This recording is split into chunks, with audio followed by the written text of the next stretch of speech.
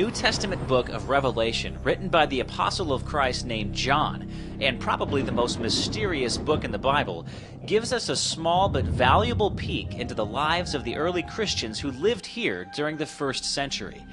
Revelation begins with John being commanded by the resurrected Christ to deliver specific messages to 7 churches in 7 different cities in the Roman province of Asia Minor.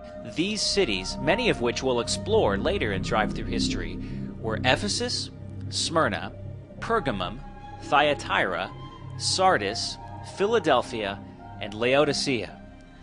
These 7 messages in John's Revelation, which circulated to the 7 churches and beyond, had a similar pattern.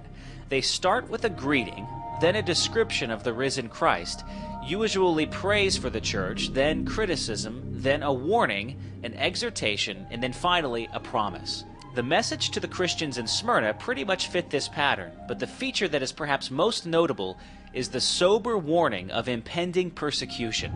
John writes this: "Do not fear what you are about to suffer.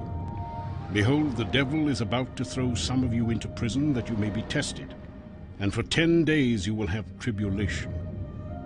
Be faithful unto death, and I will give you the crown of life." The devil John spoke of was in the form of the Roman Empire, who controlled Asia Minor in the first century, and didn't take too kindly to novel religious groups that refused to worship the Caesar. Some scholars think that the 10 days John refers to are the numerous different times of persecution that the Christian church had to endure under the Roman Empire. And his encouragement to be faithful unto death was an instruction to never let go of the faith, even to the point of martyrdom. As the Roman Empire flourished here in Smyrna, it became a pretty rough place for Jews and Christians. Both Jews and Christians were monotheistic faiths, and the Romans instituted emperor worship.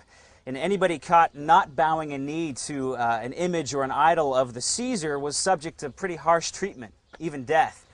In fact, in 156 AD, one of Christianity's most famous early church fathers, Polycarp, was burned at the stake and martyred right here in Smyrna.